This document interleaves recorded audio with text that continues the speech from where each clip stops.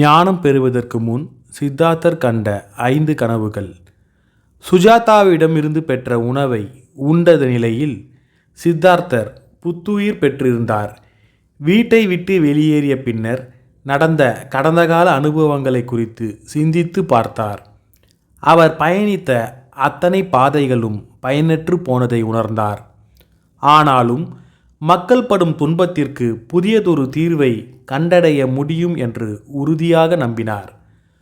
சுஜாதா அளித்த உணவை உண்ட அந்த இரவில் 5 கனவுகளை சித்தார்த்தர் கண்டார்.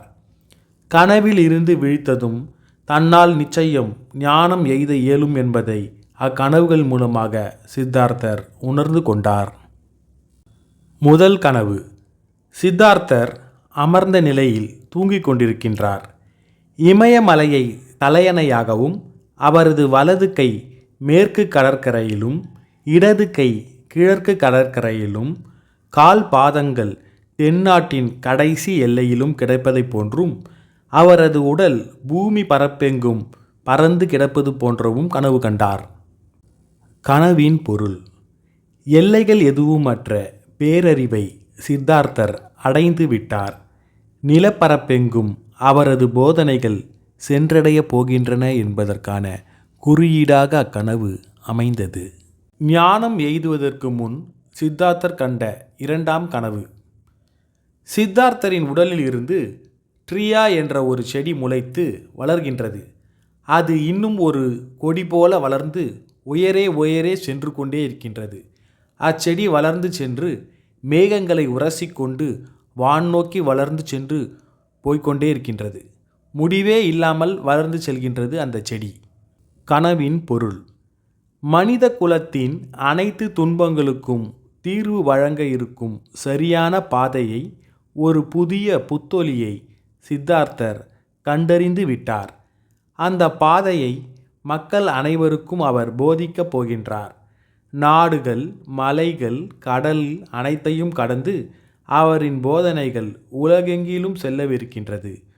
உலகின் அனைத்து உயிர்களும் அவரின் போதனையால் பயன்பெறப் போகின்றது.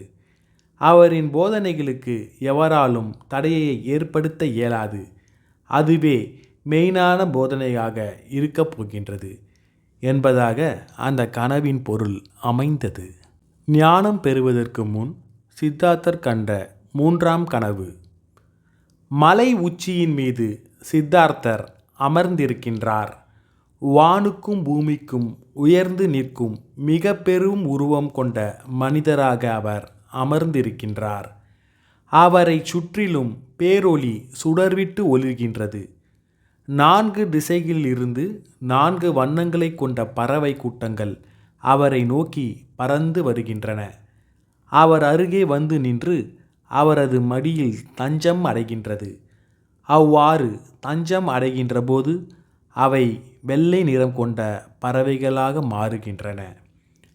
பொருள். சித்தார்த்தரின் போதனைகளை ஏற்றுக்கொண்ட மக்கள் தங்களின் குடிமரபு, சாதி, சமூக பாகுபாடுகள், ஏழை பணக்காரன் ஏற்றத்தாழ்வுகள் போன்ற பாகுபாடுகளை துறந்து தூய்மையான தன்மையுடன் ஒரே சிந்தனை முறையை அடைவார்கள்.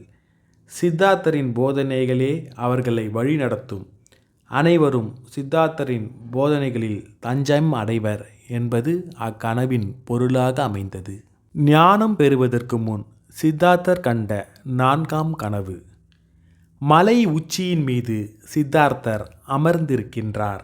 வானுக்கும் பூமிக்கும் உயர்ந்து நிற்கும் மிகப்பெரிய உருவம் கொண்ட மனிதராக அவர் அமர்ந்திருக்கின்றார். அவரை சுற்றிலும் பேரொளி சுடர்விட்டு ஒளிர்கின்றது. உலகின் பல்வேறு திசையிலிருந்து பெரும் திரளான மக்கள் அவரை நோக்கி வருகின்றனர். வெண்மையான உடை தரித்து வரும் அம்மக்கள் சித்தார்த்தரின் போதனைகளை கேட்க காத்து இருக்கின்றார்கள். பொருள். உலகம் முழுவதும் சித்தார்த்தரின் போதனைகளை கேட்டு மக்கள் மனம் மாறி தூய்மை பாதையில் பயணிக்கின்றார்கள்.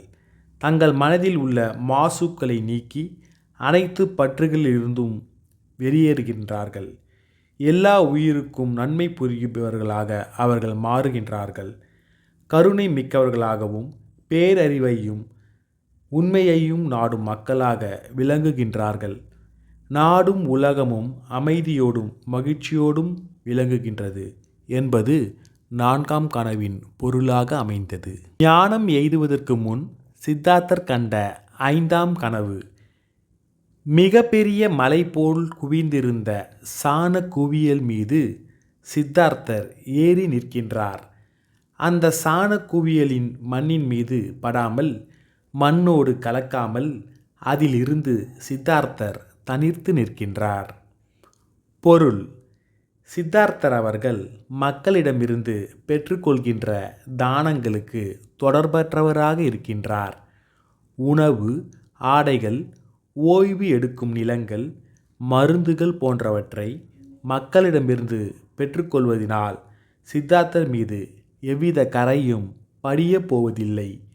தானங்களினால் அவர் மீது மாசு படிய செய்ய இயலாது. ஏனெனில் தானங்களினால் சித்தார்த்தர் எவ்வித சலனமும் அடைவதில்லை.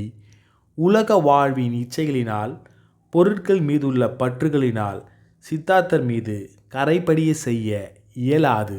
ஏனெனில் இச்சைகளிலிருந்தும் பொருட்கள் மீதான பற்றுகளிலிருந்தும் சித்தார்த்தர் விலகி நிற்கின்றார் என்பதாக 5ஆம் கனவின் பொருள் விளங்கியது. இத்துடன் இப்பகுதி நிறைவடைந்தது.